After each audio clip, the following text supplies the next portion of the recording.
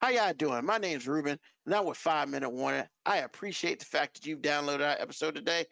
But of course, just to let you know, we are live on Sundays, 9 p.m. Eastern Standard Time, and you can join and talk with us and everything. You can check us out on Twitch. You can check us out on YouTube. Just put in 5 Minute Warning and join us live on the show every Sunday night, 9 p.m. Eastern Standard Time. And thank you for downloading this episode, and we'll talk to you soon. The following program is rated NAL. It contains strong language and is intended only for mature audiences. This week on the 5 Minute Warning. Anything babyface fucking saw. Yeah, I mean, the motherfucker said, I'll pay your rent. What the fuck? I'll pay your car. Hey, look, after Seven your dinner said, too? Before you go after home, Seven said, I'll give you the sun, the moon, the stars, and the mountains. I'll give you the world and all that you wish for. And even more. How the fuck you gonna give somebody more than what they wish for? Man, you fucking up for the rest of us.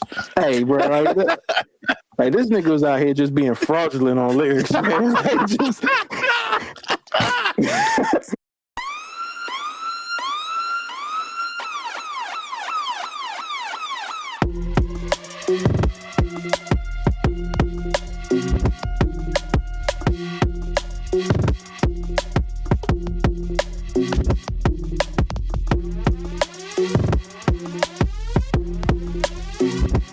Show that gives you everything and nothing at all. That's everywhere you don't want to be. It's Ruben, Mo B, and on the ones and twos, AG.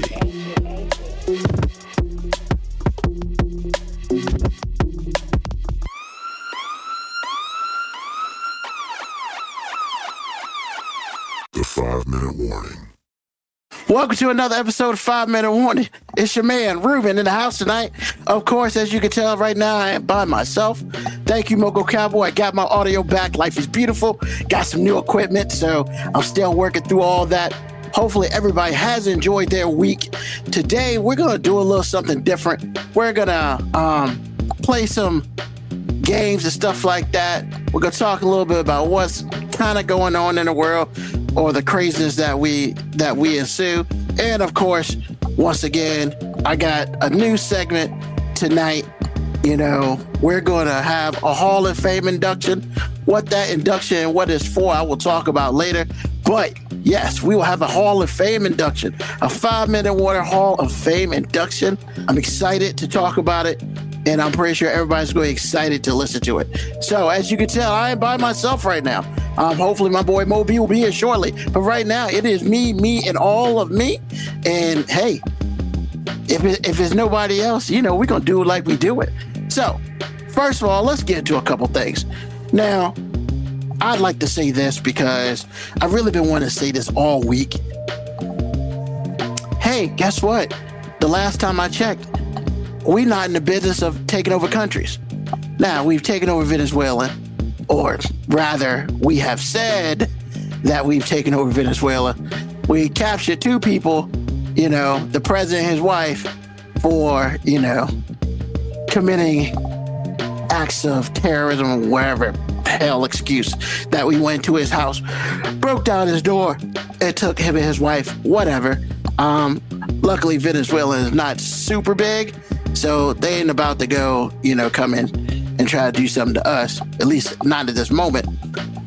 But now we trying to take over Greenland? Like, really? His obsession with Greenland is amazing. And his also obsession of hating windmills is also amazing. Like, hey, I want Greenland, but I hate windmills. What? I mean, because there's windmills in like North Carolina. And I mean, they ain't hurt nobody. You know, if you're a bird and you run into a windmill, that's a whole bunch of a you problem, you know? But hey, man, clean energy. I think he just hates clean energy because, you know, basically he's like, well, we don't make enough money from it. But we do make money from it. And it's good for the environment and for this kind of planet we're here. Like, I don't know. It's crazy. But I will say this. This year, he said some of the realest shit that he has ever said. When he talked to all the Republicans and literally told them, hey, if y'all lose the midterms, they're going to impeach me. You are 100% correct, my friend.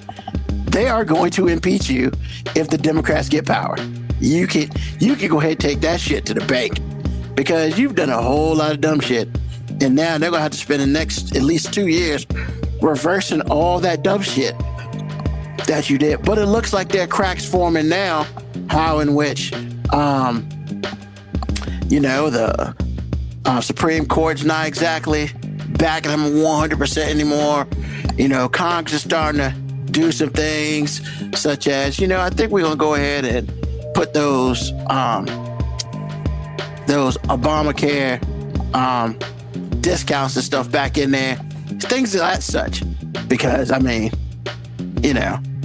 one thing to do is, hey, the people who got you elected were kind of like poor people or people who work for themselves and stuff.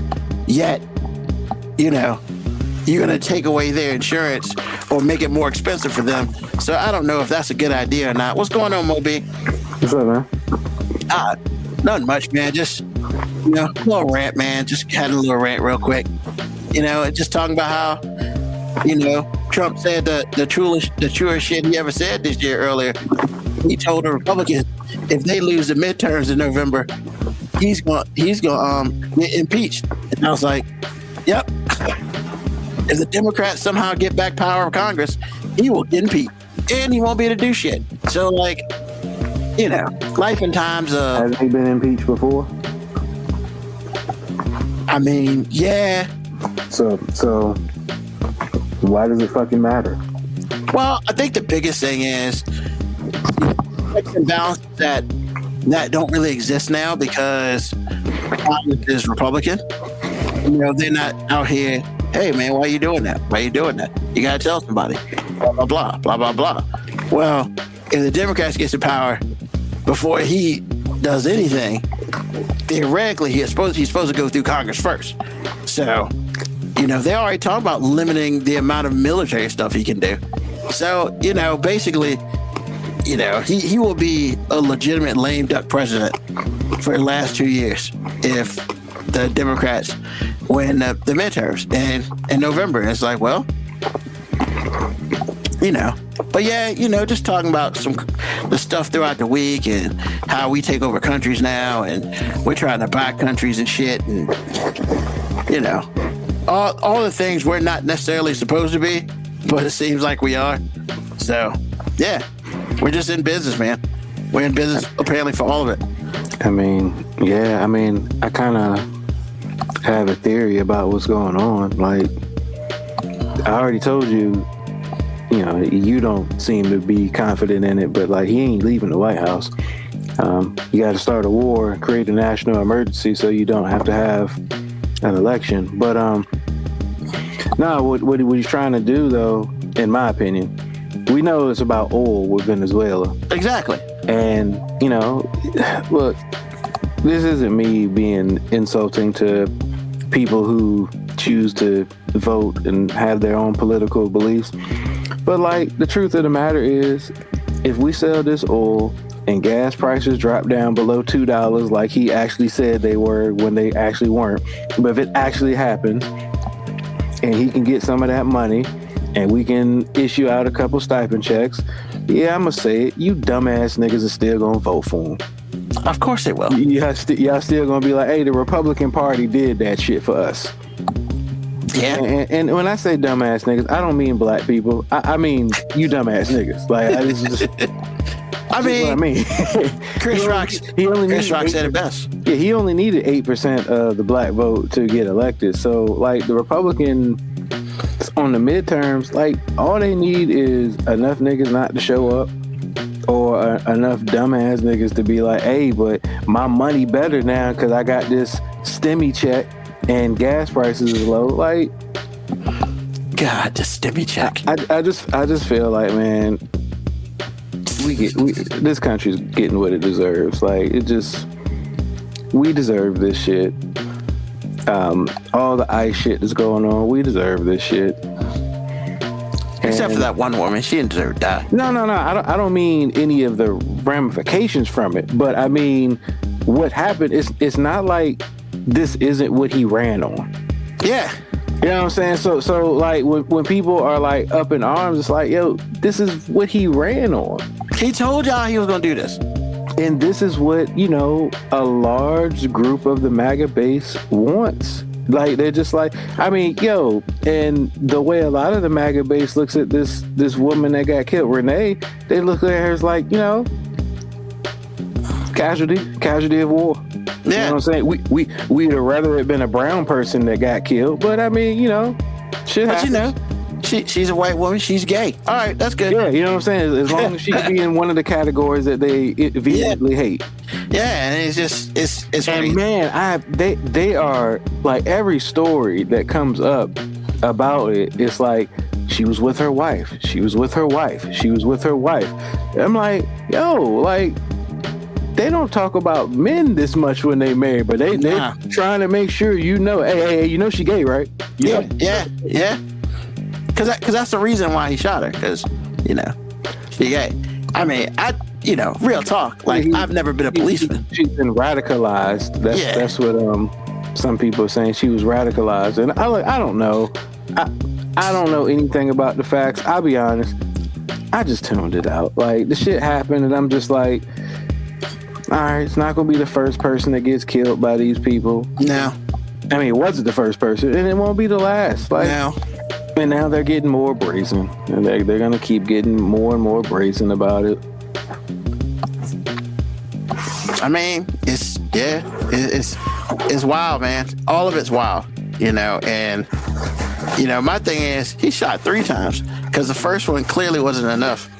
As she was driving away, like, really? I mean, look, I'll be honest, man. I know a lot of people probably don't feel the way I feel about this, but like, my biggest fear now is like somebody's gonna just shoot one of these ICE officers, and then because as soon as somebody it's just gonna happen. As soon as somebody just straight up, hey, fuck this shit, and kills one of them, and the dude in DC, it gets caught on like footage and everything. Yeah, the dude in DC who killed those 2 guys. Yeah, but I'm talking about like how we saw Renee get killed. Yeah, like as soon as somebody captures it on film, somebody killing one of these ICE people like that, man. It's on. It's full fledged. It's the fucking movie Civil War, man. Like it's literally right there. Yeah, right there. That movie was wild, bro. That movie was wild. It was wild. It wasn't a good movie. I don't think it was a very good movie. But the weird part about it was like how close to a reality that kinda could be. Like, it is as far-fetched as some of the things in the movie were. There's some things where it's like, oh no, I could kind of see that. Well, which part do you think was far-fetched? Well, certain states like aligning with each other, like with Florida, and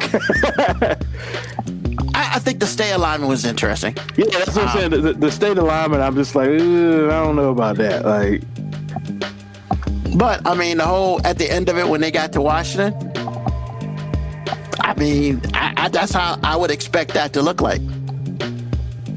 Yeah. Once again, like I said, there's some parts about that movie that I was just like, nah, I can't see it. And there were some parts I was just like, nah, I can kind of see that. So Boco Cowboy's like, well, what's wild is going to be when local and state cops refuse to work with them. Well, that's kind of interesting. That's kind of already happened. We've seen certain clips of like police officers and security guards being like, hey, you can't come in here, you can't do this. Yeah, it's kind of happened, but not on the level. It hasn't reached the breaking point yet. It hasn't reached the breaking point yet. Yeah, you know, I mean, because Minnesota's pretty much like that.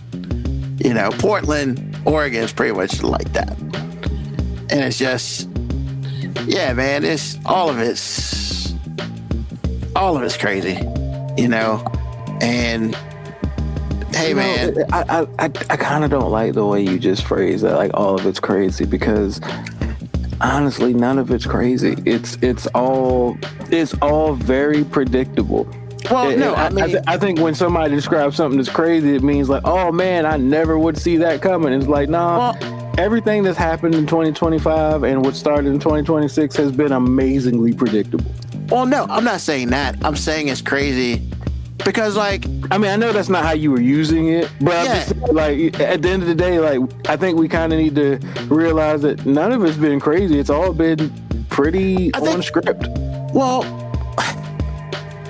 and I guess when I use the term crazy, like, there is still a part of me, even though that's what he said that he was going to do, there's a part of me that's still shocked that he actually pulled the trigger on it.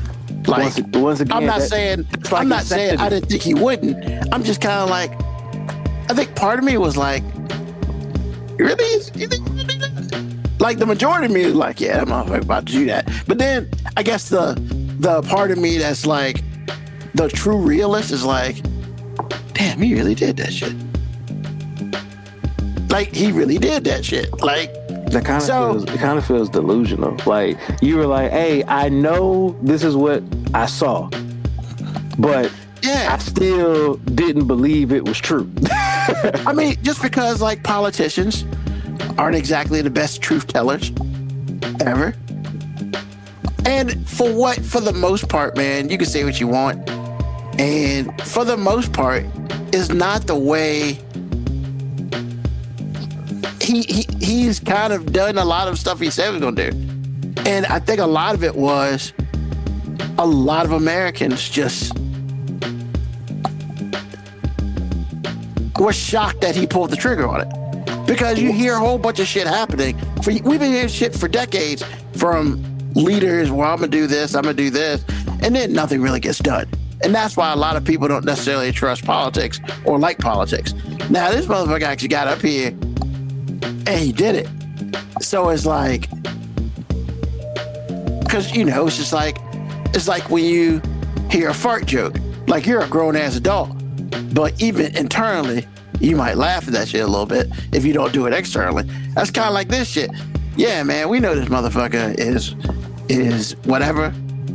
Damn, he really did that shit. Like, you know what I'm saying? Because now it's like, we almost gotta believe politicians now. And I really can't believe I just said that. I mean, I think I said it up here before. Like, Trump doesn't lie about what he's going to do. Most of his lies are about what's happened. Yeah. Like, he doesn't necessarily lie about what he wants to do. He lies about what's actually happening. That dude he's a history changer for real. Well, I mean, he's not the first nor the last person in this society that will be whitewashing history. Yeah. And Mo Campbell said breaking things isn't the same as building things. Very true. And I mean, yeah, like, it's funny, right? Because this dude is basically, he's a ball of ego. One of the big reasons why, like, the whole ICE thing, well, he wants to break the record of what Obama did. Because a lot of people forget, Obama deported the most illegal people in the country out. He's done the most. And so Trump's trying to be like, it's like, hey man, I scored the most points. You think that's his motivation though? I think that's part of it. Or do you think that the people who are telling him what to do have convinced him that that's a good motivation? Because I honestly feel like the ICE and all of the immigration stuff, I feel like this is all smokescreen. Because while we're focused on and outraged on the ICE stuff, all these real life policies that are really fucking up the wage gap and all this other stuff and making people that are paying for him even more rich, we don't spend nearly the energy on trying to stop these things because, I mean, look at ICE. They're doing all, like, it's like I'm doing all of this evil shit because I know this is going to distract you from the real shit that I'm doing. Real evil shit. Yeah. I mean, no, I completely agree. Like, and that, I guess for me, that's what I'm saying, right? It's like, even though, like boxing, you know, he's not hitting you with uppercuts. He's hitting you with jabs. He's hitting you with jabs in your chest. He's hitting you with jabs on your ribs. He's kind of tagging you in the face a little bit. So when round 8 comes around, when your ass been swinging and shit all day, and then you realize you can't breathe because he been tagging up them motherfucking ribs, or they've been tagging up that chest, and then next thing you know, he's gonna go for the knockout punch, and your ass on the ground, and that's kind of what he's doing, you know. And so yeah, man, and I don't think it's going as quick as he wanted it to as well. You know, I think some things are falling into place. Quick as far as what? Well, clearly he understands he has a time limit, or he could potentially have a time limit. You know, once again, you know, and right now, his potential time limit will be found out on, you know, election day in November, which is a long way from here.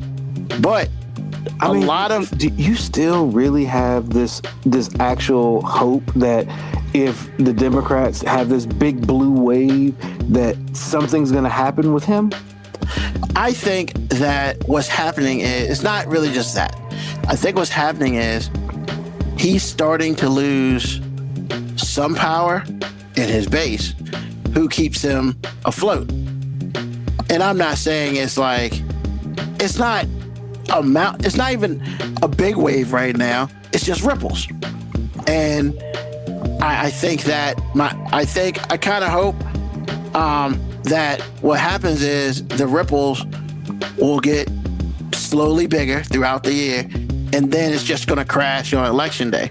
Because when it's all said and done, it's like, you know, they're about to, like I was saying earlier, they're about to vote to bring back the Obama subsidies, because the Republicans understand that they have no chance of winning if that doesn't come back.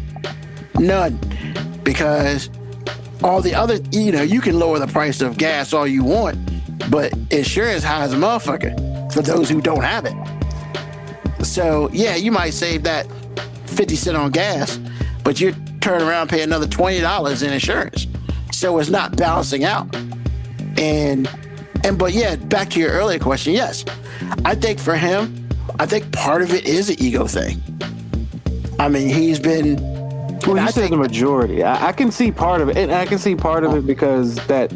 I get and that's his biggest weakness, really. That's really his biggest weakness, you know? Because, like, the whole Kennedy Center thing, that shit's not gonna fly. I mean, because it's not in law yet. Yeah, it may be up there, but technically it's graffiti until they pass a law stating that, you know, that's cool. And that's the thing, right? He's doing a whole bunch of shit. But Congress, because he has Congress in his back pocket, it's just like, do what you want. But the problem is that because none of this shit's in law, it's just going to be a huge cleanup process if it doesn't get pushed. Now, if he doesn't lose power in Congress, the majority of shit will get turned to law without question. Now, the question that you're probably thinking is, well, why haven't they done that now? Honestly, I don't think they have the votes for a lot of this shit. So they're and once again, the shit on the Kennedy shit, that's just small fry shit. Right now, you know, they're focusing on trying to take over countries. All right. Can you entertain me for like maybe 90 seconds for me to give you a probably horrible like analogy of what's happened with the Republican Party?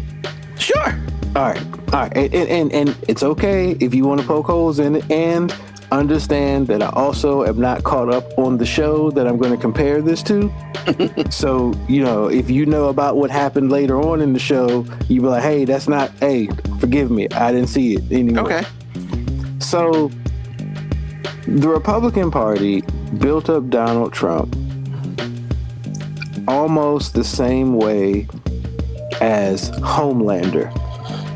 It was like, hey, we're gonna give this person power because, hey, we can do really good with him. You know, we can create it. He's got all these powers, and that was great. And now you're like, he's starting to lose some of his base. Well, I mean, just like in the show, he kind of, you know, people start to see that Homelander is like kind of a dick, and now he's kind of scary. Well, the problem with that is, like, cool, you're losing some of your base, MAGA, maybe losing some of their dedicated base members. But the problem is now you have a different problem. It's not that he has the same amount of support. But now, even if you don't support him, you scare the shit of him now because you also know this motherfucker can destroy you without really trying. Yeah. So when you're like, he's starting to lose some of his base, the midterm, that's kind of how I look at the midterms. It's like, all right, cool. Well, maybe we could collectively see that the Republican Party has kind of done us wrong. But at the end of the day, this motherfucker's still Homelander, and we've kind of created a monster that, I mean, look, I always say it doesn't, I'm not advocating for it, but like, bro, it's kind of like till death do us part at this point with this dude now, man. Like, oh yeah. no, I completely, and you know, your analogy is true. And the reason why your analogy is true is because literally the show, it's like life imitates art, right? Because remember, they fucking filmed this shit like the last season, like a year or two ago. And, you know, a lot of the dominant storyline was derived from the actual comic book, so... Correct. But also, there's a point where the comic book ends. So they have to come up with their own stuff. And I think the creepiest thing about The Boys, which is the show that we're talking about, I think the creepiest thing is the parallels are creepy because it's like, hey man, we're doing this. What's the worst shit that can happen? And in some ways, some of this shit, some of the worst shit that can happen. And that once again, even though it came out last year, once again, there's still parallels. Even though they filmed it a year and a half before. I just wanted to know, did my Homelander now it was perfect. It did land. it did land because once again, the other thing is,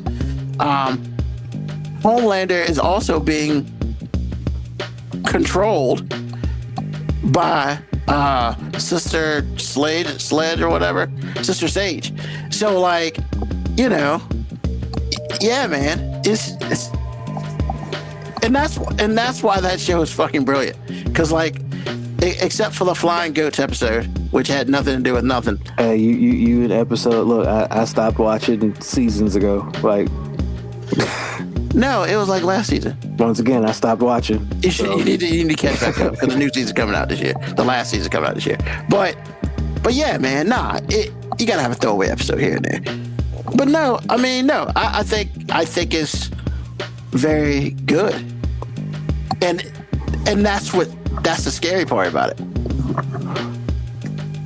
So forgive me for having my pessimistic view about the midterms. Like, look, I do want people to get out. I do hope that we can get a kind of a blue wave, which, you know, whatever that actually means. But like, I just don't.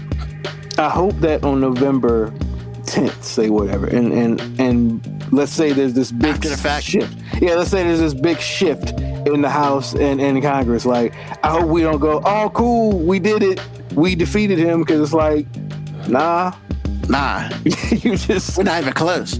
Because really, all you're trying to do right now is you're trying to contain and start the rebuilding process of what has been broken.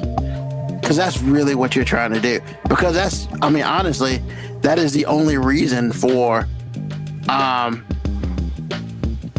the Democrats wanting to take over realistically, only need to take over one. But I mean, how crazy if they take over both? Because literally they will have just as much or more power than the president. And I mean, it's just, yeah. Because what happens is everything he kind of tries to do can almost come to a standstill to a point. And then they can literally start fixing some of the shit that he broke. Not all of it, because you can't, because he's still there. All right, so essentially, like, Donald Trump is like, the whole MAGA movement and Donald Trump is kind of like HIV in the mid-90s, man. It's like, we're not going to cure it. Nope. All we can do is give you a whole bunch of medicine that might extend you out in life. You know, we just... Yeah, that's exactly what it is. And, you know, Magic Johnson's still alive, so clearly some shit works. You know? And that's a conversation for a whole nother time. I got theories on that shit. Money, man. Yeah.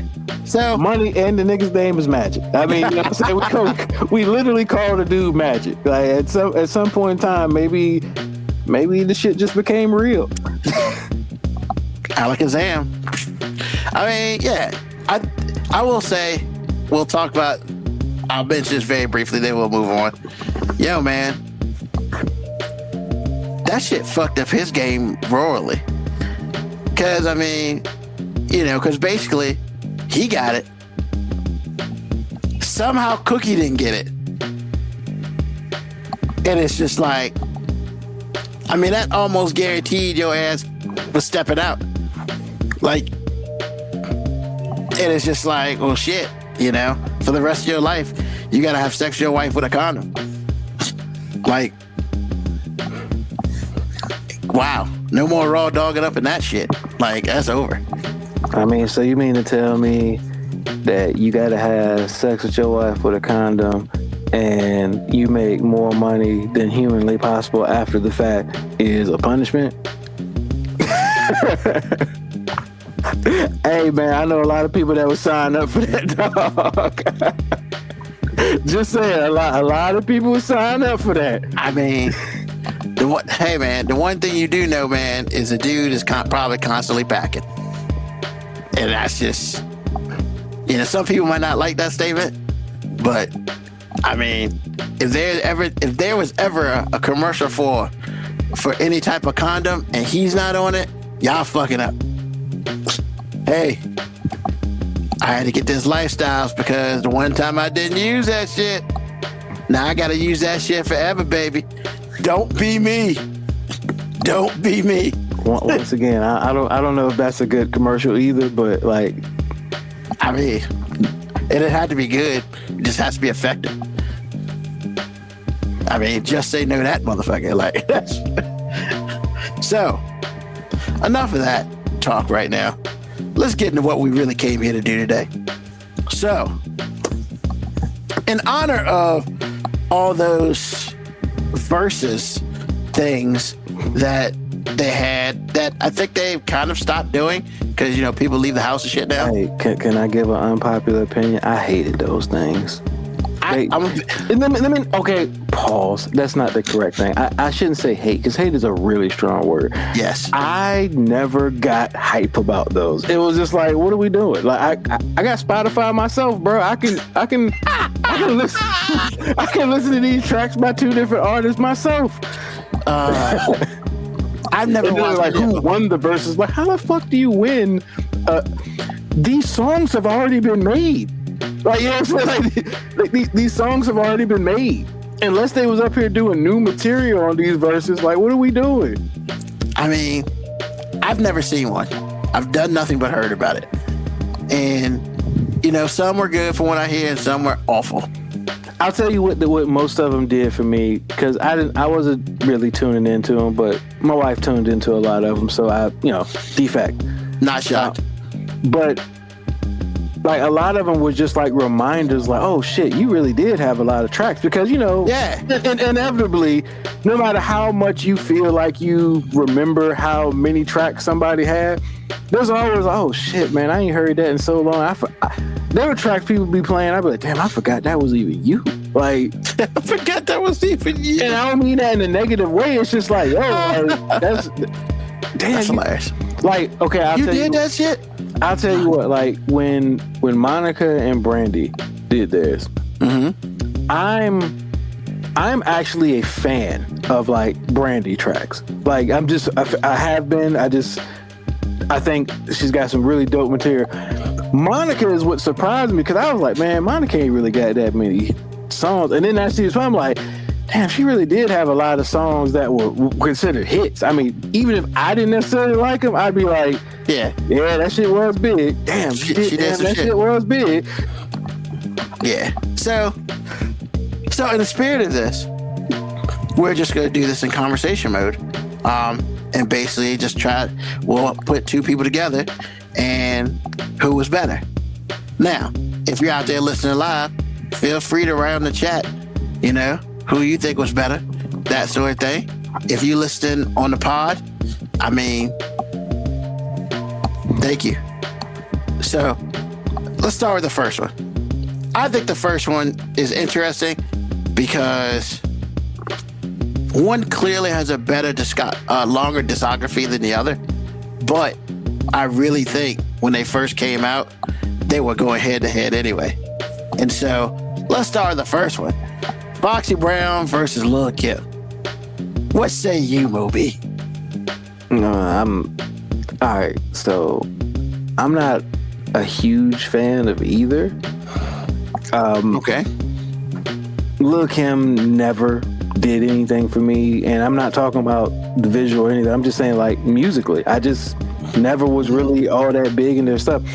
And the caveat with Foxy Brown is, if you talk about her entire career, then I would say not a huge fan of her. Now, at first, when she was actually like rapping with her deeper type voice, I thought her first album, the Il Nana shit, was dope. Yeah.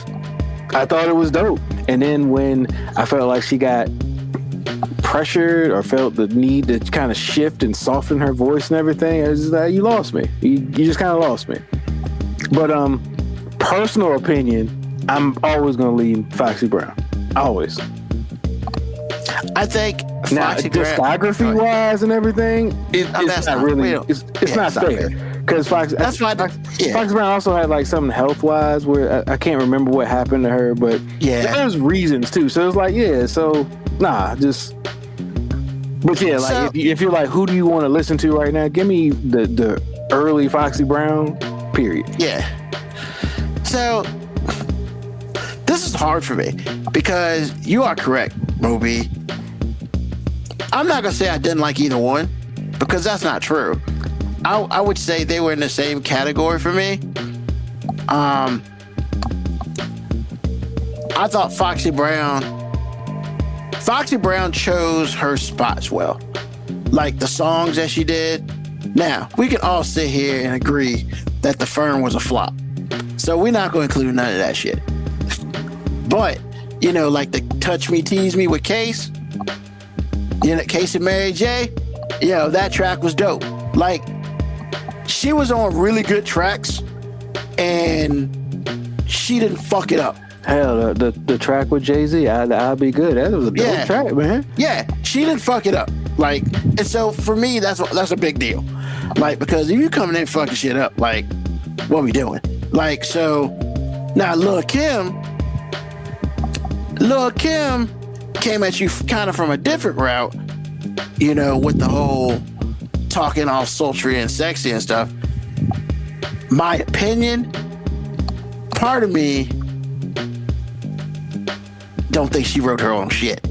I mean, I don't think that's up for debate. We kind of know she didn't. So I didn't know that, but yeah, I think that's not up for debate. So, I mean, now her delivery was cool. Like, and honestly, I will give her credit for turning Shook Ones, the remix, into something worth listening to, because I don't like Mobb Deep at all. However, I can listen to that track and not feel bad about it. Both versions of that track are dope. Like you ain't got to be a fan of Mobb Deep, but that track's still dope, man. It just is what it is, man. I mean, the whole when they changed the beat and everything, but because I can't honestly, I ain't fucking with Mobb Deep, man. It's just not. I'm not.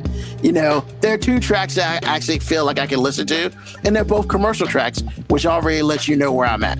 So like, I will give this to Foxy Brown as well because I felt like she chose good tracks, and then she ain't fuck shit up. Now, I think Lil' Kim was okay. Here's my problem. And it's not, I don't blame necessarily her, but the whole Junior Mafia thing, when you the best rapper on Junior Mafia, man. Well, I mean, pretty much Biggie wrote the entire album for everybody. He was writing everybody's parts. So, I mean... But that just is what it is, man. Yeah, like, at least her delivery was dope. Like, Lil' Kim's got tight deliveries. I mean, even on that Ray J sorry ass track. I don't have no problem with Lil' Kim. Like when I say I wasn't really a big fan, that doesn't mean like I don't see that she had value in hip hop. I was never like, oh man, I gotta go cop that Lil' Kim. Like just But I always hated the Foxy Brown Lil' Kim thing, and it's kind of what I've hated about female rap before. I've said it before. Like I hate that it's always marketed like there can only be one. Yeah, there can only be one, and I hate. And they were very different. I mean, yeah, they were very different at first. Like I said, I think Foxy Brown kind of switched up towards the end, and went toward because Lil' Kim I think was having a little bit more commercial success. So she. Well, yeah, Foxy Brown wasn't really a commercial rapper. But I mean, yeah, I'm curious.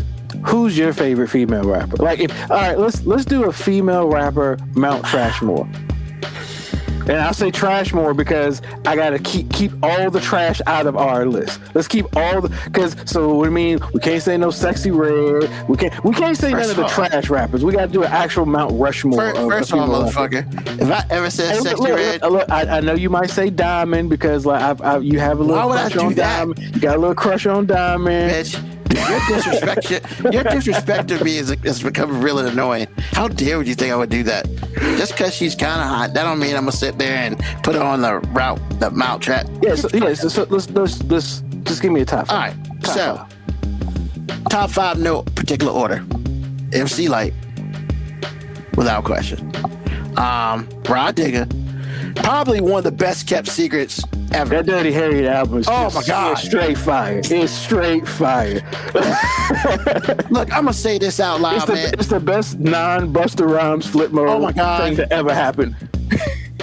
Man, look, man, I get it, man. I'm gonna say this. I ain't never said this live before. I think she made a bad move. I understand, man. She wanted to have kids and a family and shit, and she wanted to let her man get on. I don't know who her man is, and that's all I'm gonna say on that. And because Rod Digger could have took over some shit. That's all I'm saying. And she was at least that 12 Ghost movie, 13 Ghost movie. She wasn't that bad in that joint. Like, I felt like she left too early because from what I understood, she wanted to have kids and stuff. I get that. I'm cool with that. But she also wanted her man to have his time to shine. And Mo B, you know who her man's name is? No, I didn't even know that was a reason. I just whatever. I don't know his whack ass name either. Which tells me somebody made a wrong move there. I mean, she's still married to him? I don't even know. I mean, because you could say he made the wrong move, but they still married and doing the thing. They're like, hey, man, like she ain't doing the thing, man. He the real winner. She ain't doing the thing. She ain't doing the thing, man, because she should be doing the thing. So, sorry about that. So, MC Light, Rod Digger, bruh, I'm a huge Monie Love fan, man. Another chick who got slighted, man. Everybody talk about Queen Latifah. I want to put Queen Latifah in my top 5. I feel like I have to, but I really don't have to. And right now, she's like 5, 6, 7. But Moni Love, I feel like to this day, Moni Love didn't get the shine that she should have got shined on. Straight up. She did get shine, but she ain't, her potential, she never made it there because of shit. And I watched her Unsung or whatever the fuck it was, man. And I felt stronger after watching that. Shout out to Moni Love. I think she's in Atlanta on a radio station doing something. So, yeah. So that's 3. Fuck. No Sonya Blade. Fuck that. I didn't like her. Yo-Yo is also 4, 5, 6, 7. I don't know how I feel about Yo-Yo.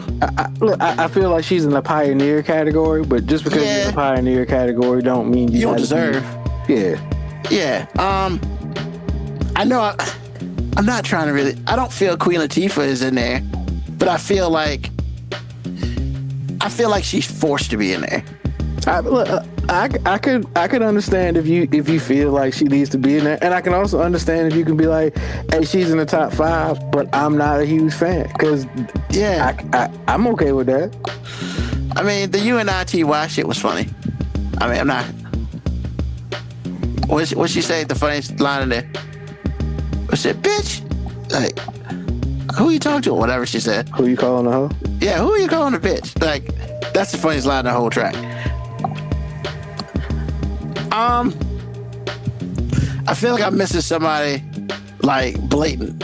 You are, in my opinion. I feel like you're missing a couple people, but I get it. That's kind of the point of this exercise. That's kind of the point of this exercise. And I'm gonna be mad because now I'm gonna pass it over to you, and you're gonna say it. I'm gonna be like, some bitch. That's right. You are. Like you are gonna be mad, and it's okay if we can make a collective top 5. I'll say some names, and we can make a collective. Yeah. So you go ahead. You say in no particular order, but I'll give an order for me, because number 1 is the Brat. God damn it! Hey, that's somebody else I was thinking of too. That's like my personal opinion, the Brat, and then really close behind, and artist wise higher than the Brat, but like when I just say rapper, Missy. But Missy's a collective artist. I see Missy as an entertainer. Once again, collective artist, because she writes, she sings, but I mean, and look, she only. I'm not mad at it though. And look, maybe this is a little like extended family bias, and I get that she don't show up to the show on time or nothing. But like when Lauryn Hill rapped back in the day, Lauryn Hill was spitting. She was spitting. Like, I mean, hey man, here it is, and this is the part where I'm on my own island with this one. She won't it for me. Like, I did not. It's okay. I didn't say I didn't like her. I would say I feel like the miseducation of Lauryn Hill was severely overblown. I'm not saying it wasn't good, because I think what happened was, at that time, there really wasn't a woman doing any real rapping, any real hip hop, and I think she filled the void. I'm not saying it was bad. I'm just saying she also was doing 2 things really well. She was rapping and singing. Yeah, I really well. I think she was overrated. Or as a rapper, I think she was overrated. She falls in the entertainment category for me. But then again, she also truly only have what? That's it. Albums? No, she only has 1. Well, no, I mean, I'm adding the Fuji shit too. Yeah. So like. I mean, hey, dog, she was spitting on the score, bro. On the score, she was spitting up there, bro. Like, you ain't got to be a fan of it, but hey, bro, she. Look, really, man, she was only around for 2 years. What I'll say, she was around longer. But what I'll say, the Miseducation of Lauryn Hill, that album was so dope. But I get if you think it was overblown, because it's also an audience thing. That album wasn't really for you. It was not. Once again, it wasn't really for me, but I thought it was dope. But like, if you had to put gun to my head and was like, hey, which album would you rather listen to? the Miseducation of Lauryn Hill or Wyclif's album that came out that same year, The Carnival, I'm gonna be like, hey, banger. Give me that Wyclef album, bro. Yeah. I'm sorry. Like, I get it. The Lauryn Hill has more noticeable tracks and it got way more acclaim. The Wyclef album just felt really good. It just felt good. But I agree with you. I think the situation with the Lauryn Hill album was not meant for the male species. No, and it wasn't. But the thing is, I just can't take away from, like, because there's almost no track on that album that I don't actually love still. Like, even though I wasn't the target audience, I'm just like, shit was fire. Now, in the present moment, maybe about 6 months after it came out, I fucking hated it. Because, like, every girl that I was around was, like, listening to it on repeat to the point where I was just like, hey, bro, like, I get it. And I think oversaturation also, that's what I really feel about it. I know you better watch out. Like, I get it. Some guys are only about, but, like, can we not play the song anymore? Yeah, shit. Everybody's about that goddamn thing. Like, stop it. It ain't so I would put Lauryn Hill, Missy, The Brat. I would definitely say MC Light. I don't feel like there's any. That's a definitive. Like, I don't give a fuck who. If MC Light ain't on your top 5 female MCs of all time, then I don't respect your list. Just period. There ain't no list without MC Light. Now, I would probably. I feel the same about that you feel about Queen Latifah. Like, and Yo-Yo, like, I would even say, like, Salt and Pepper, like, they're pioneers. Yeah. But I don't, like, Nicki Minaj can rap. Like, I'm just saying, like, even though, like, as the more music she makes, the less I feel like I'm listening to it, because I'm just like, it ain't. And I might get some flack because of the current state of affairs right now. But, like, when she first, when just throw Nicki Minaj up there first rapping, I was just like, hey. She had a signature. She had a really good signature. Like, she can rap. And then she got mixed up with all the other bullshit. You know? I mean, I don't know. Whatever her political views are and all the other stuff. Who cares about that? I don't care about that. Now, you don't agree? Now, I would say there's a lot of people that are flirting with getting in this list because, look, man, Cardi B can rap. I don't give a fuck what nobody say. Cardi B can rap. Like, there's just no getting around it. Cardi B can. Megan Thee Stallion can rap. Like, Megan Thee Stallion can rap. I think Megan Thee Stallion is missing one severely super hot track. I think she's got a couple of really good tracks and some, I would say, hot tracks, but like shit to blow her up. She is missing that one to at least think about her in the top 5. I think she's top 10 out of default, but I think that she's missing a track she doesn't have a complete crossover track yet. She's almost there. I don't know, man. What she's got a couple crossover songs, but I don't think she's got a like legit winning crossover track yet. Not yet, but I think she's on her way there. You know, I mean, yeah. Now, look, I'm well aware that there are other female rappers that are kind of more current that are also, you know, doing good things, and especially if you're a female rapper that ain't necessarily selling sexuality, it's hard for you to get mainstream success. That's just what it is. But yeah, I was just talking about, like, so far. I'm not saying this list could be fluid, and I'm pretty sure they're gonna be very fluid. Yeah, somebody might be like, "What about Doechii?" And I'll be like, "She's brand new to me. Like, she just is." Yeah, they need to put some more. They need more tracks in time. Then we can revisit this with that. But yeah, and some people will be like Roxanne Shante, pioneer. Once again, she doesn't have a discography. Yeah. She doesn't have a discography, and I understand why. And she was actually way above her time because she rapped like guys rap, and she was killing guys. She was a battle rapper. She wasn't a CD rapper, and that's different. But she is well respected in the community. But I can't put her on my top 5. So awesome. So I think I think the winner of that one was Foxy Brown. So there's that. All right. So the next one, Earth, Wind, and Fire versus Parliament Funkadelic. Ooh, this was hard, man. This is hard. This is a main event right here. All right, I'm gonna say this is gonna be hard based on your generation. You are probably more in the Funkadelic generation than me.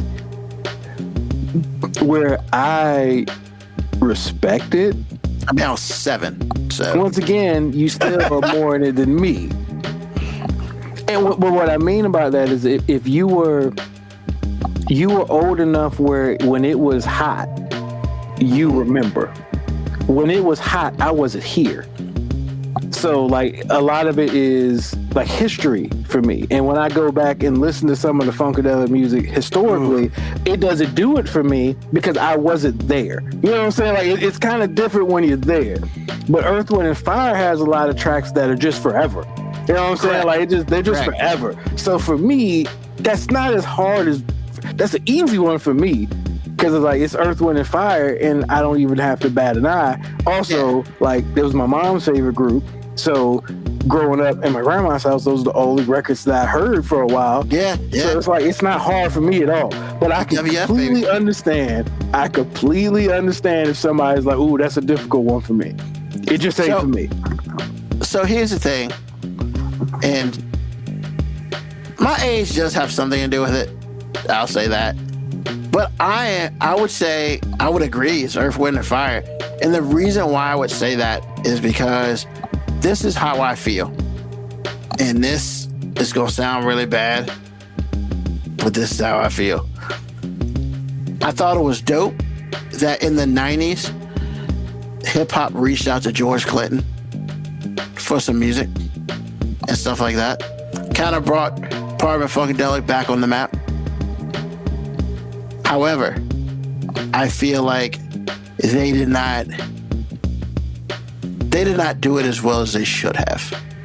I don't know, because some one of my favorite Outkast tracks has George Clinton up there. Yeah, one of my favorite. Yeah, he has one of the dopest lines, man. But I also feel like for people it might have been respect of we don't want to mess up what Parliament Funkadelic had. But yo, man, Bop Gun was fucking terrible. Like that Ice Cube track, Bop Gun, was not good. Like, I think it was executed not well. Hey, look, man, when I think of George Clinton, I always think of their mainline tracks, but then just the track with Outkast when he says, "She lap dance on my laptop while my laptop's on my lap." Yeah. Digital good time. I'm just like, hey, and for that alone, I'm just like, I get why people are like, yo, Funkadelic just felt good, baby. It just felt good. Yeah, yeah, but I feel like that Earth, Wind, and Fire I feel like they had like staying power. Well, discography wise, it's not close to. It's not. And then, but like I said, that's why I said like Earth, Wind, and Fire has songs that are just forever. Where I feel like Funkadelic, a lot of it was like, if you were there, you get it. Well, if you weren't there, it's like, all right, this was kind of a cool song. Yeah, and plus the other thing was, a lot of people, and I'll say this too, then we can move on. That time of music was weird for a lot of people who are alive because Parliament Funkadelic. What? I said drugs. Yeah. But that's legit. That's really what it was. Because Parliament Funkadelic, the Temptations, they all fell into that stuff because people can sit here and say what they want. Cloud 9 is a dope track, but it's literally talking about weed and being high. Like, the whole thing is about weed. Yeah, I told my mom that, bro. I was like, me and my mom were talking about it because it came on. Because usually when I'm my parents in the car, I put on like the Motown best hits on my Spotify because they're not gonna want to listen to the shit I listen to. But I know they listen to Motown. They love Motown. So and the Cloud 9 track came on, and Mom was like kind of singing, and I was like, Mom, you know the whole song's about weed, right? And getting high. She was like, what? I was like, listen to the words, Mom. Like, literally. Hey, baby, it felt good. You know what I'm saying? The whole discography of Funkadelic is like, hey, did it feel good? Yes. Exactly. And that's, and it's brilliant, right? Because once again, they talked about drugs, but they talked about it so much that if I was old enough, I probably would have wanted to smoke some weed too. You know? I don't think that's all they was talking about doing. No. I'm just saying, like, the high that they are describing never was achieved by weed, baby. Never. Hey, man. But that's called rich black people. Because poor black people, they just get weed. So, awesome. Another Earth, Wind, and Fire wins that one. So, the next one I want to go to. Which do you feel like is the best love song? All right. Is it Boys to Men? Hold on. You mean, let's not say best. Let's just say better between the two. Okay, better between the two. Better between the two. Better between the two. Is it Boys to Men, End of the Road? Or is it Shy, If I Ever Fall in Love Again? The acapella. You see, track. When you say love song, you mean like best heartbreak song? Or best sad song? Like, because I wouldn't describe, like, we're talking about love, but we ain't talking about the best parts of it. They're considered love songs, man. I didn't make it. It is talking about love, but we ain't talking about the best part of love. We ain't talking about the happy part of love. We talking about the hurt part of love. I mean, love is love, man. Whether you're hurting or you're happy. I mean, look, man.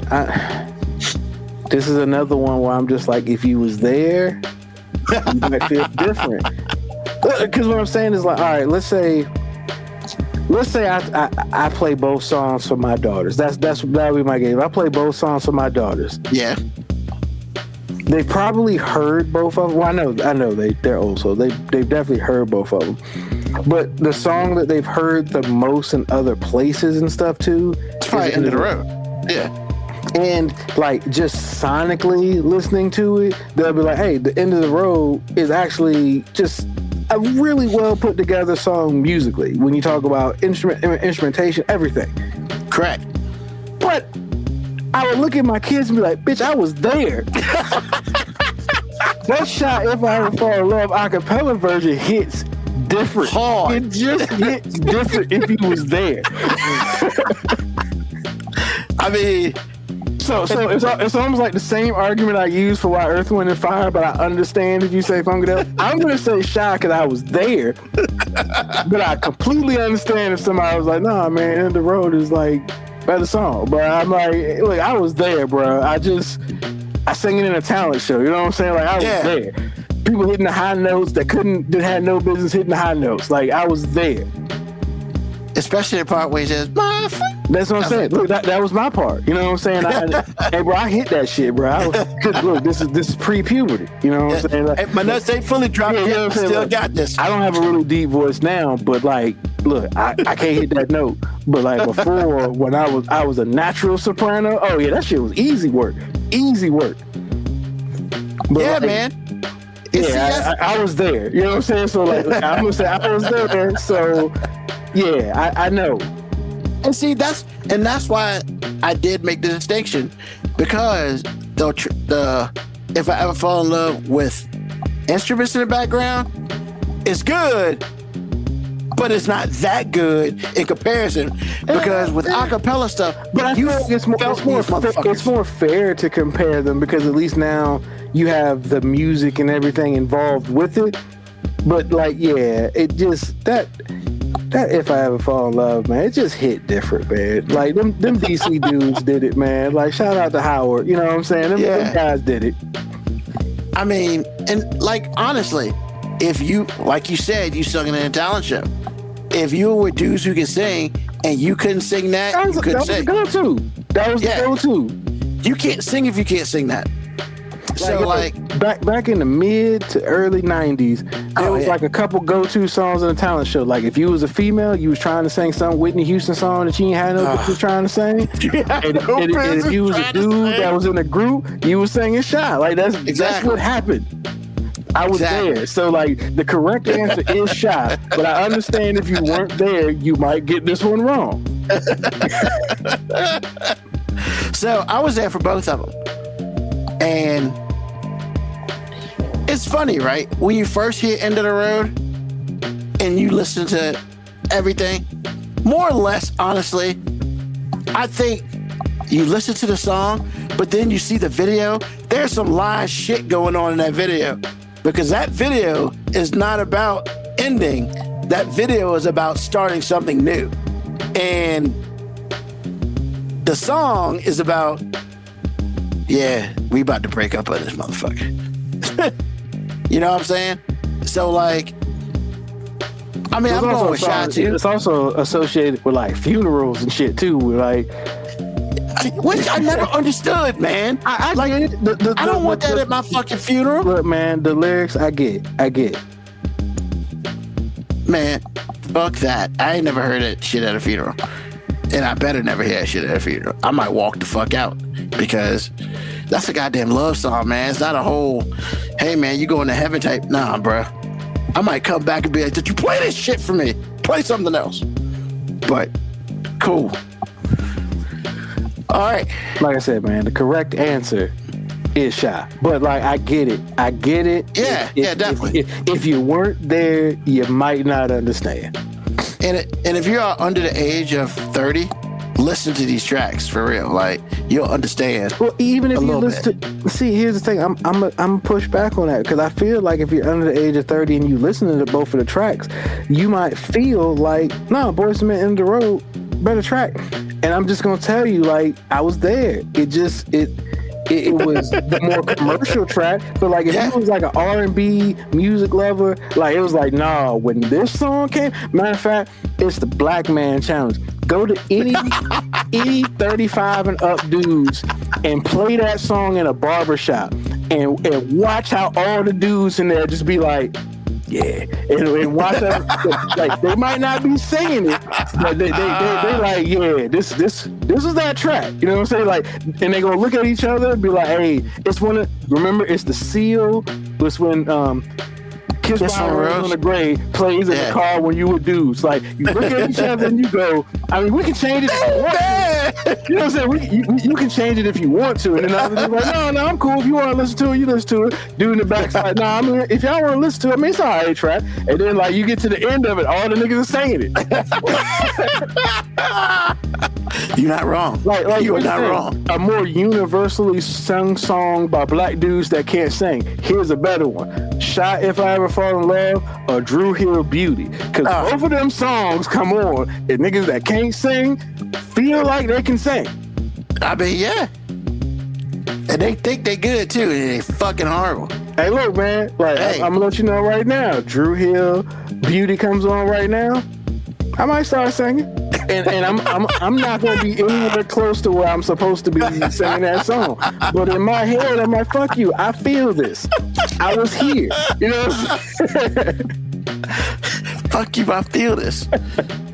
All right. So, question. We're gonna agree on some of this. I already know we are.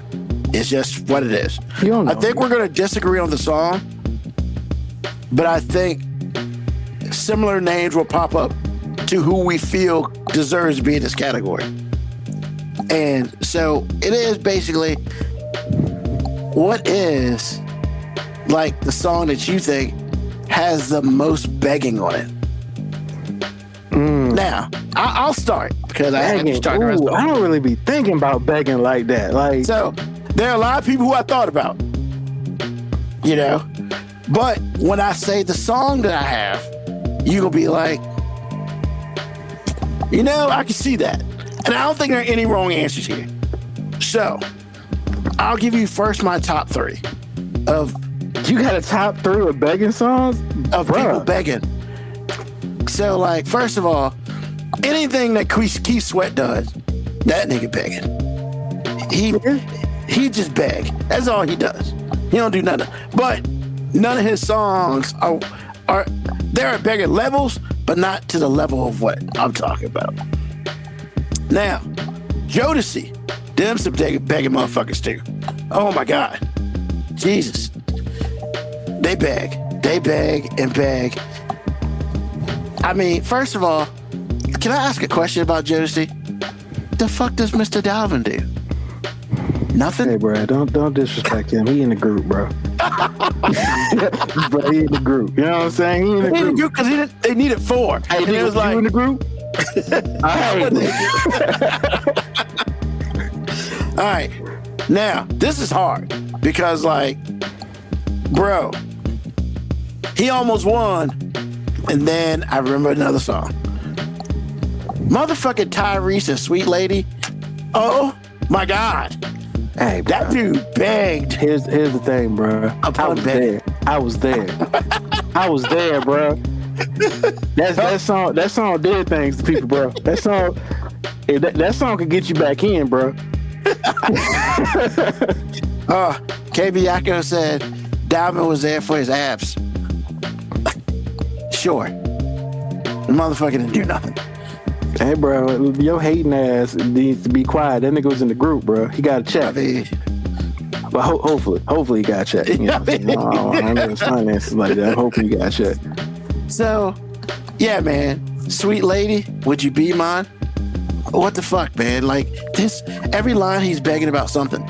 And hey, bro, I didn't realize. That's on fire, though, bro. Like, it is fire. I'm not saying it's not fire. And I didn't realize his whole first album was nothing but fucking begging. Like, his whole first album. And look, I'm going to say this because I know I'm older and a lot of people might not have really been in tune with that album. That wasn't even the best song in that album. No, it was not. Sweet Lady. The Lately song was the song. Yes. That song. It wasn't the most commercial, though. No, but Sweet that Lady song, was the commercial. But Lately. In my opinion, just my humble opinion, Tyrese ain't never done nothing better than Lately. That was it. Yeah. And I saw this nigga in a concert. I was at a concert that was just for him. It was a whole bunch of artists there. And me and the person I was with at the time, we were like, yo, I hope he sings Lately. He didn't. And I was like, that's the first time I hated on a nigga for no goddamn reason. Cause I'm like, how the fuck you not gonna sing the one song I really want you to sing? He didn't sing Lately? Nah. He sang Sweet Lady though. But there was no Lately. I was I think that probably Tyrese, takes him to a if you place ever too. stumble onto this podcast, I'm not dissing you, bro. I'm not mad at you. I'm just saying I was disappointed that night. All right, I was disappointed. Wow, that's hilarious. Let's give another reason for us to be mad at Tyrese. I'm just saying it was Jam Fest. I can tell you what concert it was. It was Jam Fest. I saw a lot of artists that night, and I was happy overall with the concert and his performance. But I was just like, bro, you can't give me Lately. You can't give me the first verse of it or something like. And selfishly, I wanted it because like the person I was with, like she really wanted that song, and I'm like, if he sings that song and she's feeling the song. I'm in there, you know what I'm saying? But, you know, it is what it is, you know? We ain't gonna bring up old stuff like I just did. So, my number one begging song, once again, archives, man. Not like deep archives, but just archives of songs, man. Blackstreet, Before I Let You Go. Look, man, here's the thing. Here's the thing. Can I get a kiss? Good. This nigga did all this for a kiss, dog. Like, he didn't say be with me. He didn't say marry me. He didn't say don't leave. Look, before I let you go, can I get a kiss? Can I get a kiss? Yeah, exactly. Like, I mean, before I let the first, before I let you go, can I get a kiss? Get a kiss, good night, baby. Before I let you go, can I get? This motherfucker kept asking for kisses. I mean, God bless, man. I hope you gave the man a kiss. The South Park episode, motherfucking Butters was holding out chicks for kisses. Oh man, that shit was so great. Oh man, that episode when he called Whitney a hoe, and you gonna make some good money out there. You know, I was weak. You know what I'm saying? But yeah, man. And here's the hot. And my biggest thing is, all right, man. Blackstreet, awesome. Chauncey didn't lead sing that song. You know who did? I don't know. I don't know the dude's name. I could look it up, I guess. But it won't Chauncey. It was the other dude who don't do shit. Why do I feel like every time I hear that song, I feel like Dave Hollister was singing? I don't know why. Right? I know. Like, oh, because Dave Hollister wrote it. Okay. Makes sense. That does make sense. But yeah, I did look around, man. But yeah, I mean, just off the top of my head, I feel like you've missed a couple begging classics. But look, your list is not bad. It's hard for me to say "Sweet Lady" is a begging song, though. Yeah, I mean, I get it that it is, but it don't register that way to me. I mean, that's fine. What? Go look at the words, man. No. Once again, I fully said it was. But like it don't register that way. So, and I would say honorable mention. I did have an honorable mention, but we don't need to go deep into it. Anything Babyface fucking song. Yeah, I mean the motherfucker said, "I'll pay your rent." What the fuck? I'll pay your car. Hey, look, after seven your dinner too before you go home. After seven said, "I'll give you the sun, the moon, the stars, and the mountains. I'll give you the world and all that you wish for." And even more. How the fuck you gonna give somebody more than what they wish for? Man, you fucking up for the rest of us. Hey, bro, like this nigga was out here just being fraudulent on lyrics, man. I like to call fraudulent on that. This nigga was the Donald Trump of R&B music, man. This nigga was promising all types of shit he couldn't deliver. That's hilarious. That's so funny. But that's yeah, Blackstreet. Before I let you go, man, that's that shit. Hey, look, man, like look, the easy classic is like what the Lenny Williams. Cause I love you. Like, he kind of begging. Yeah. Okay. But see, you said kind of begging. No, he begging. But here's another. This is clearly begging. Tank, please don't go. He sang the whole song in that high falsetto. Please don't go. Like, look. God damn it, man. I'm just saying, there's a lot wrong with Tank, man. Once again, you know that song is just, hey, please don't go. Straight up. Yeah. That's you be begging on that shit. All right, this is not an individual artist, but I just remember the music video and everything. Immature, Baby Please Don't Go. He was, man, that motherfucker was whining. They were kids. Bro, it don't matter. Begging is begging, nigga. Like, this nigga was, please don't go away. Stay right by my side. Bro, that song was sad. Like, I remember being a kid looking at these teenagers be upset about this chick dying in the music video, and I'm just like, man, did you get the hit first? Like, you know what I'm saying? Like, I hope you get the hit first. Like, I hope there's a reason you begging like this. Look, man, there are a lot of songs that I went through as well. There's a lot of begging songs, but I don't ever think about begging. Like, you know what I'm saying? It's just never registers like as a reason for me to listen to a song. Like High Five, man. Never Should Let You Go. Oh my God. First of all, I'm glad you brought that song up because that song is amazing. That is some serious ass begging. Yes. And it's not really begging. That is like, all right. No. We here now, bro. We here now. So if you come back, girl, I will promise that you will see a change in my weight. This motherfucker changed himself for her. If you come back. No, here's the thing, Ruben. Like, if you listen to how he sings that song and the lyrics in that song, the brilliant part about that song is that I challenge any guy to actually think about their life holistically. There's at least one girl in your life you feel that way about. Oh yeah, definitely, without question. That's the magic of that song. It's like, hey, it don't when that song's playing, there's a name in your head when that song's playing. And you bury it deep down. You don't let nobody know about it. But like, if you was just sitting in your room by yourself and that song came on, you'd be like, "Yeah, I did kind of fuck that one up." That's very true, sir. That's very true. Everybody got one. Everybody got one.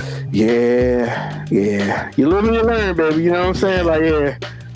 I zigged when I should have zagged on that shit. Like, yeah.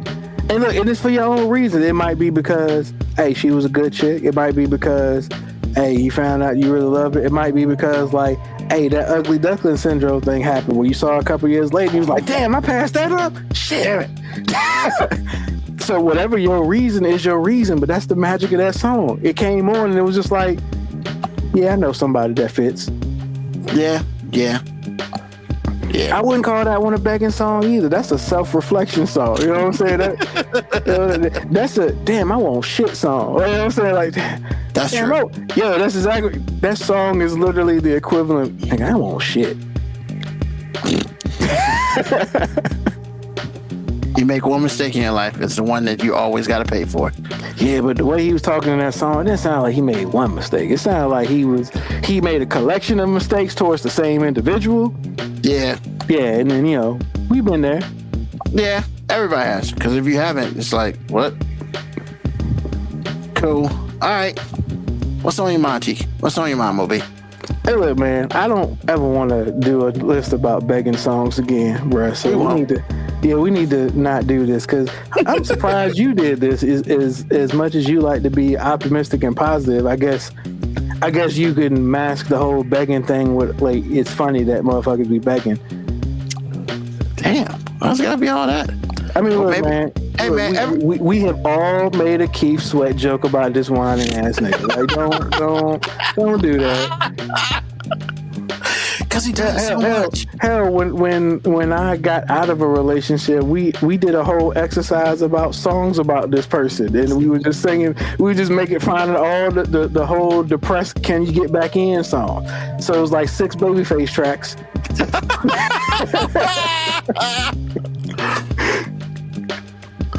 Yeah, man. Like, yeah. So the versus thing that you did kind of did have me thinking. So what's on my mind is like, why are we so opposed to celebrating greatness without calling out somebody for being lesser than? And I feel like that's what we do in almost every facet. Like, you know, the easy one to point out is like LeBron James. There's so many people that are just like, man, he ain't shit compared to Jordan. It's just like, but why do we have to compare him? Can we just say he's been fucking awesome? It's okay if you're like, he'll never be as good as Jordan. Cool. Does that mean he wasn't great? And it feels like this is a recent phenomenon. It feels like this is like post 2000. Like, because I don't remember people trashing Larry Bird to talk about how good Magic Johnson was. Or vice versa. I don't remember anybody being like, Larry Bird sucks because Magic Johnson's great. It just didn't happen. But now it's like the only way we can celebrate somebody's greatness is to talk about how terrible everybody else is.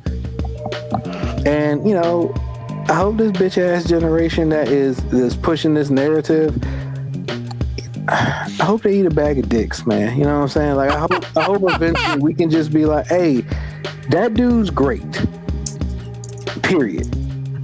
I tell my daughter all the time, man, thief is the comparison. You know, I messed up the quote, but I tell Kira all the time, I'm like, comparison is the thief of joy. And I'm just like, yo, we don't have to always compare two things to be happy with something. Like, if something's great, let it just be great. And that's what's on my mind, man. Let's just celebrate greatness and not feel the constant need to bash something. Ruben. Wow. Damn. I'm just saying, you're the most predominant hater on this podcast currently. So I mean, but damn, you had to. You suck. But yeah, man, that's it. All right. Thanks. Question mark. Before we get into mine. KBYACO did put up here. Didn't think it's begging, but Aisha by ABC popped in his head. Now, I don't think Aisha is begging. I think it's more about competition. Yeah, I don't know. I wouldn't classify that as a begging song. I will say now that I just read that, now I can't get that fucking song out of my head. Aisha is the girl that never had, but I want to get to know you better. Yeah. Between that and the playground, man, ABC had nothing else. Because that Spider-Man track sucked. I mean, look, man, they had 2 big commercial hits. I'm not going to bash them for that, Ruben. No. No. And they were the baby lords. So they got in the movie. That, I like Meteor Man, except for them. I didn't really like them at all. You just couldn't do it. You couldn't do it. I said, hey, let's try to celebrate greatness. And I was like, hey, they had 2. But ain't nothing great. And you ain't nothing great about that. You just had to point out something negative about it. God, you just couldn't help yourself, man. Hey, man, I hate when hate's necessary. They had 2 commercial smashes. And I agreed upon that. Period. Let's just end it right there. You want no period. All right, so one thing we're going to start doing on the show, as Moby said, we're going to celebrate. We're going to celebrate things. And I would like to introduce, as I said at the beginning of the show, a Hall of Fame induction. And it's called For the Game Hall of Fame. Because, the other guys will also have opportunities to put people, things, whatever, in that Hall of Fame as well. That is necessary because we need to applaud the things that we have done to make the game better and better. Now, what I will say, the first thing that will get inducted to the Hall of Fame is a word that was created by a song. However, personally, I don't necessarily like the song, but in my research, I was like, yo, this changed the way dudes address their women. And everybody's like, what the fuck's he talking about?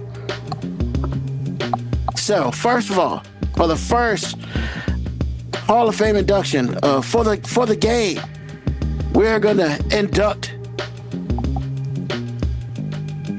Wifey by next. I vehemently disagree. Hold on with that word. Hold on for a second. I hate the song even more, but I hate that word. Hold on for a second. So much. Here's the reason. I agree with you, Moby. I can't stand that song. I can't stand that word. I think it's stupid. However, for some reason, women like that shit. I promise you, I can find a lot of women that don't. Well, that's fine. But there are a lot of women who do. And so we gotta have some voting power on this Hall of Fame because this. Hey! You will have a chance next week to put your own Hall of Fame in. Here's the thing: we can't. You can't just be throwing everybody in a willy-nilly Hall of Fame and then be like you're disrespecting the Hall of Fame. Hey, man, you haven't let me explain why they in there. So, literally, what we have done, what they have done, they have created a word that will allow you as a single man to still not be in a relationship with a woman technically, but allow her to want to do different duties with and for you. And if you call her a wifey, they feel like they are closer to you than them being together. So it's like a promise ring to it. I gotta say, Ruben, that definition, what you just did right there, makes sense as hell. It's great. you actually won me over. Yes. I still think it's bullshit there in the Hall of Fame, but based on what you said, That is like a Hall of Fame manipulation tactic. And bro, for the game, I guess you're right. Bro, I would like to publicly apologize for jumping the gun and immediately becoming critical without hearing all of your point of view. Sir, I apologize. Also, it is a name instead of calling a woman a side chick. That she is not, if she's not attached to you, that's my wifey. I ain't never heard nobody. That's diabolical to call a side chick wifey. That is it happens. Next level savagery to be like, this side chick is my wifey. Oh, bro, this is my girlfriend or my wife, and this is my wifey. That never. If I ever heard it, I'm like, I've heard it. You are the coldest nigga on earth. EARPH. Coldest nigga on earth. and see, that's the thing, right? It gives them a label, but you ain't together with this motherfucker. First of all, I've never heard it used that way as a side chick. Like I said, I'm so passionate about my feeling on that I feel like I would, in real life, unfriend a person if I knew they were doing that. Like if I was hanging out with one of my boys and he was just like, and he was with somebody else and he referred to his side chick as wifey, I'd be like, nigga, get out. Get the fuck out. We're not cool. I'm unfriending you in real life. It happens. You can be mad at it, and you can disagree. I'm not disagreeing. I'm simply saying no. No. All I'm saying is, hey, who's that? That's my wifey. I feel like if you motherfuckers don't say nothing else. If you refer to anybody as wifey, you better at least be in some type of relationship with them, and they better be at least considered main. At least considered the main. I ain't saying fuck that. You're not. If there's any motherfucker out here referring to their side chick as wifey, fuck you, fuck your mama, fuck your granny, fuck everything about you. That is fucking up the game. You cannot do that. I'm sorry for dropping so many F-bombs in succession like that, but that. Hey man, when I tell you I've seen it done, I'm not lying to you. I've seen it done. Are you still cool with this person? That's not the point. That's not the point. And if you're not cool with this person and you saw that, can you now look at them with any positive iteration at all? I mean, you know what I say? That's a whole bunch of none of my damn business. It ain't about that, because as soon as they said that, it became your business. It did not. Because you in it now. Like, because you know what happened? You got to do I just didn't ask you got to be like, hey, that's my friend or person or human or call it what it is. Bitch, I'm fucking on the side. Like, you cannot say wifey. Here's the thing. Side chick, man. Here's the thing, man. What was it? R. Kelly, my homie, lover, friend. Now it's just a wifey. That's right. I won't. I was about to say I can't, but no, I'm not gonna say I won't. That's the answer is I won't.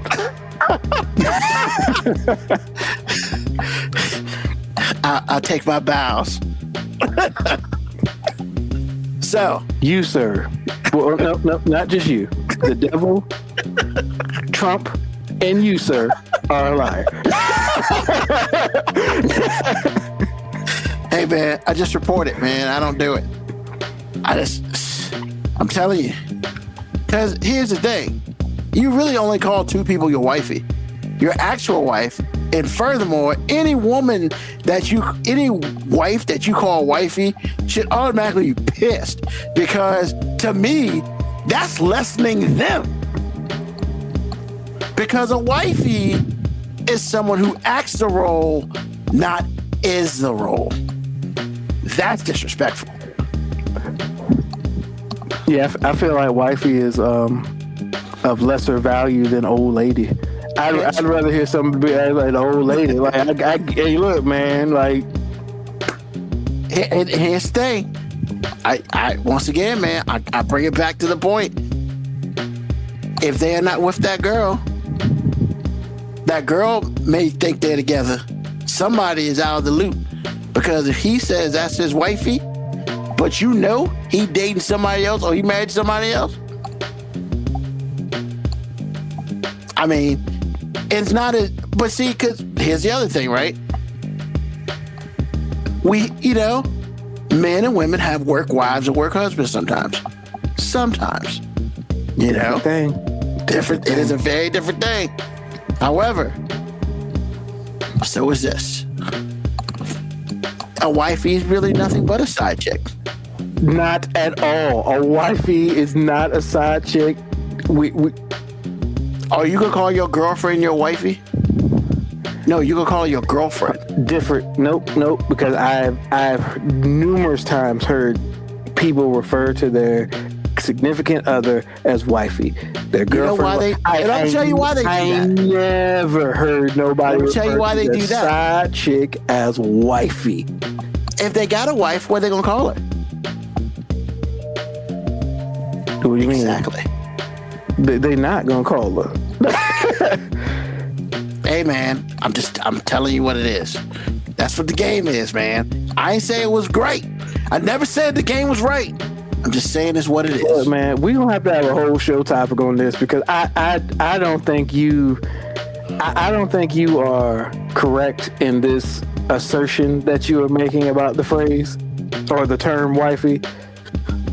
And look, maybe somebody will hit us up in the message and be like, nah, man, Ruben, absolutely right. And I'm going to be like, hey, you, sir, are diabolical. If you are calling your side chick wife, that is a new level of despicable. I mean, because here's the thing, right? What if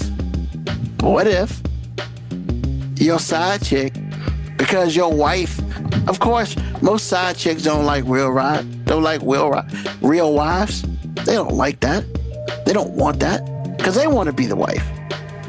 So in time to take care of him, that's his wifey. When he's got his real wife at home. Nah, man. We look.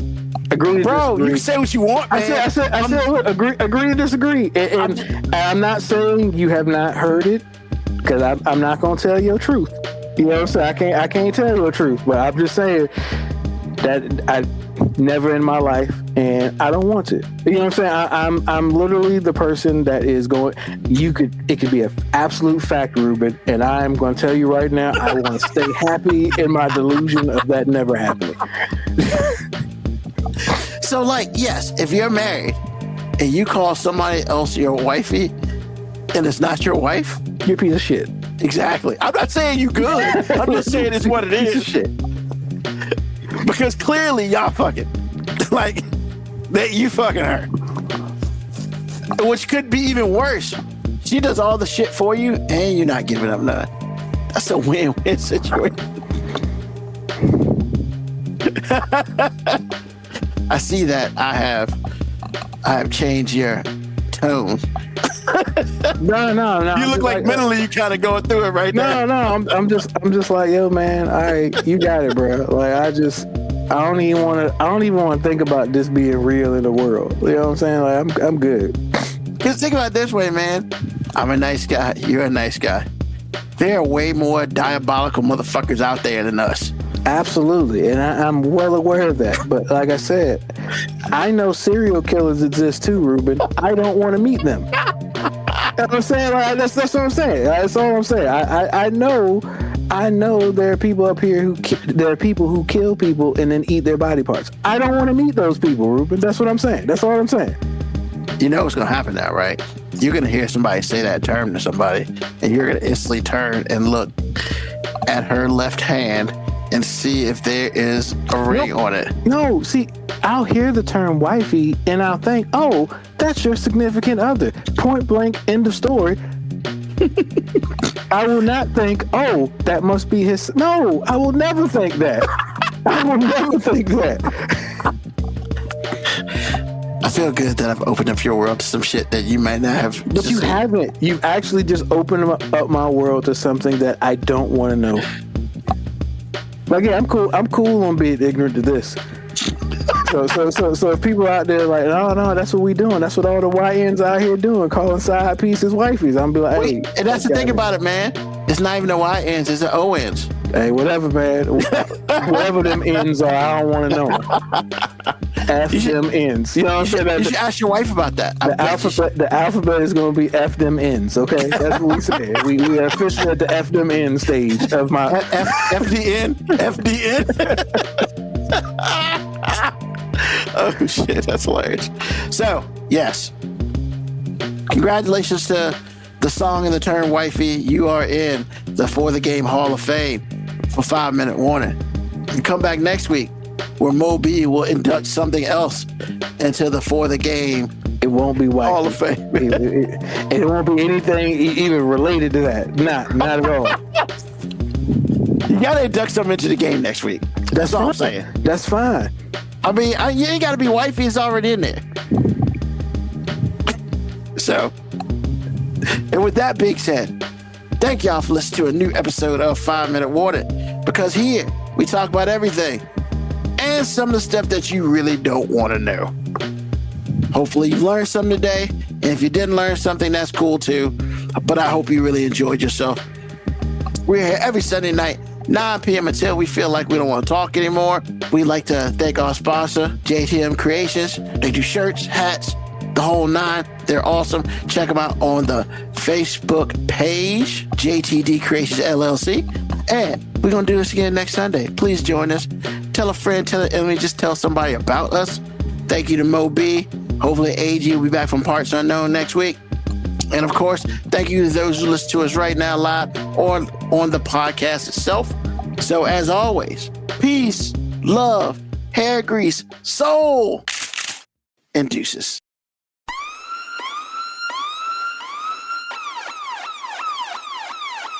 Email us at 5minutewarning19@gmail.com. And also leave comments on Facebook and Twitch. Search 5 Minute Warning. Contact us on Twitter at AG_FMW podcast, at Newsman25, at FMW 2019. Contact us on Instagram, Moby 5 Minute Warning, AG_5 Minute Warning, Newsman25. You can listen to the podcast at Apple Podcast, Spotify, or wherever you get your podcast. Thank you for listening. This has been another episode of